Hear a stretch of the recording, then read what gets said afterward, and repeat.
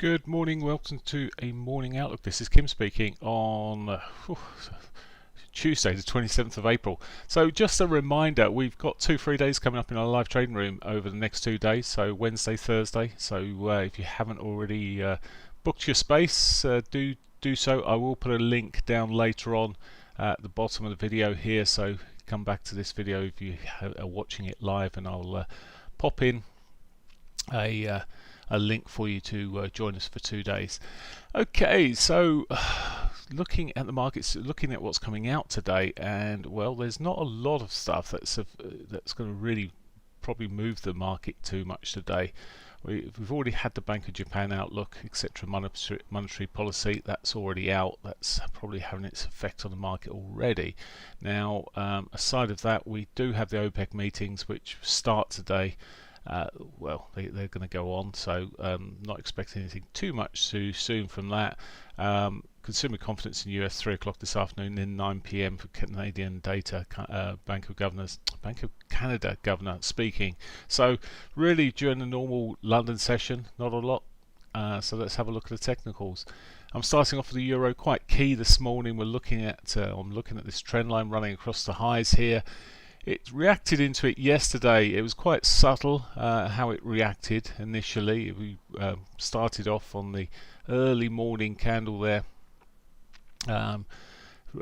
reversing a little bit, then it popped up a little, tried to put in a new high, and then completely reversed, put that outside bar on. We saw a bit of a continuation before it retraced a little bit and then sold off. Now what it's done here effectively is put lower highs in as it's run through here, and it had on the shorter time frame earlier. It's looking quite soft where it's sitting at the moment. Maybe this morning we could see a continuation. Got this weekly pivot I was looking for. Now of course this could go further, and there's reasons, and you may see videos on our site in terms of looking at more downside on this, but in the short term at least, there's of course this weekly pivot in sight, which could obviously be a target. Of course, there is a risk when you've got a market that's running like this, that if you look at the retail side of things and the market starts getting, everyone's trying to short the euro, well, there could be good reason at times. This might be one of them, but we'll see what happens, what comes out of this morning. But at the moment it certainly looks like it's got an opportunity for that weekly. It's got about a 90% chance of being hit this week, or 80, just less than the 80% chance, not 90% chance, just short of 80%, 79% chance of being hit over the week. So that's got the possibility of that, obviously. Aside of that, well, I'm looking at trend lines now across the top there. I haven't drawn them on yet, but there will be a trend line across the top. Watch out for breaks and retracements. We have got an untouched daily pivot also sitting above. It's not touched out on the way through. We could see the markets completely reverse. Of course, on Wednesday we've got the Fed meeting. That could change all.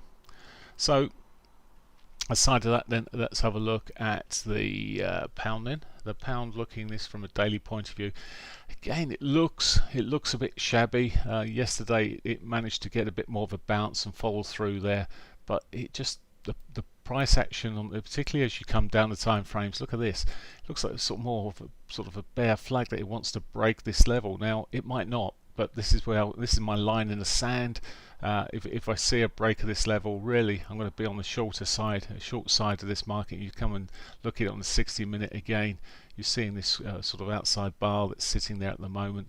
S1 and more potential coming from that. It does just look a tad on the weaker side at this stage. Now of course I always say it's pre 8 o'clock, all can change. Now the yen is getting close to triggering me into a trade. It's just run back into its daily 50 on the underside. Obviously the Bank of Japan's done sufficient to soften the yen again. I was looking at 108.40, but obviously, wanted to be in it during the daytime. We'll look at this as we run through this morning. There is the potential I could be getting into more of a position on that for the upside. So looking more position size position on that. But of course, we've still got the risk of Wednesday to come in there, which could throw things. Could be a real curveball to any long-term trades at this stage. Aussie, of course, it could help as well. Aussie dollar. Aussie dollar, just short of a double top here. It had pushed up yesterday. It's actually got out of this smaller range. It gets these sort of shoves up here, it's shoved up here. It could just come back and sit in the range for the day.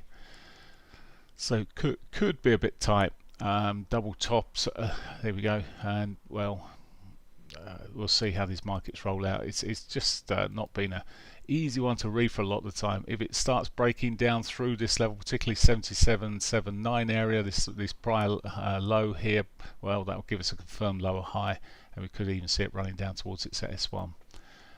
Right, that's the Aussie, and finally the Canadian dollar. Keep an eye on this more long term here. Finally got some momentum into it yesterday and ran back to its prior lows there.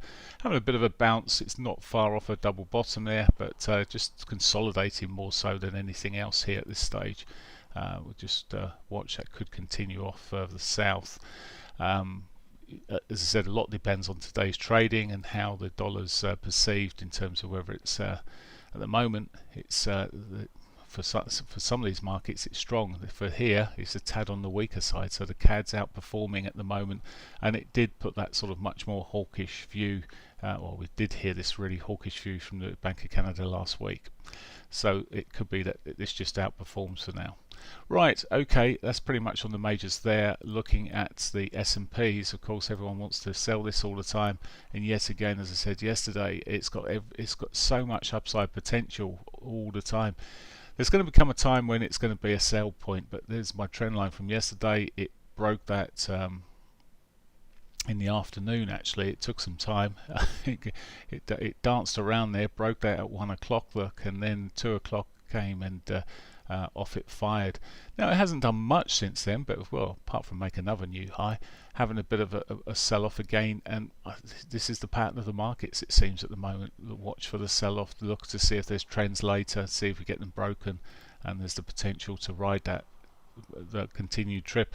Now sometime, yes, it's going to break down, and I thought last week we might have seen it on the break of these lows here, but nothing really materialized from that, and there will be a day of reckoning, but and it could be this week. We'll see what happens on Wednesday. Right, that's that. Gold. So gold sold off yesterday. I managed to get a bit of a bounce. It sold off on Friday, bounced back a little yesterday.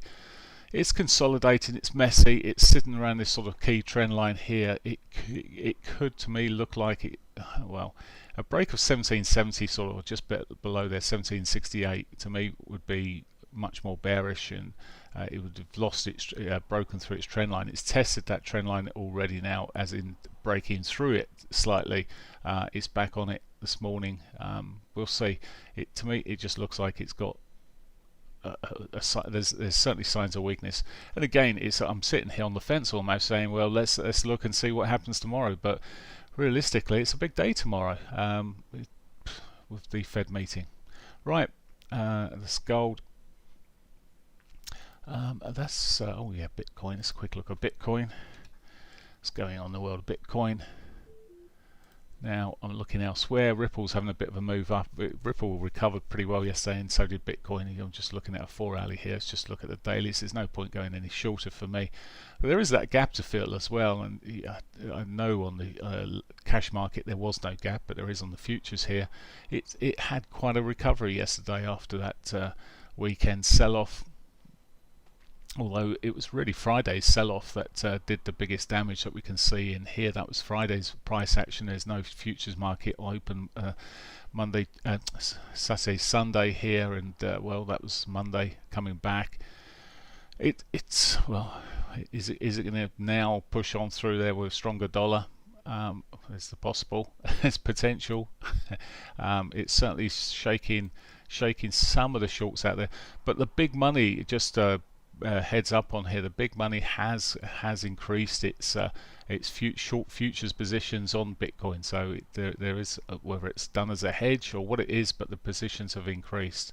So Bitcoin increasing this morning, and Ethereum seems to be the star performer at the moment. It's pushing back up towards its near enough back towards its all-time highs there. It's sitting at the moment at 25.66. Prior high was 26.42, so it's not far away, moving up in that direction. So we're seeing the cryptocurrencies pushing up this morning. Okay, that's pretty much it for me. I wish you a great day. Remember, if you want to join us for 2 days in our trading room, do take some action. Make sure you get on the list, and we will and you'll be hearing from us and can come and join us trading live for 2 days rather than just having a bit of analysis. Have a great one. Bye for now.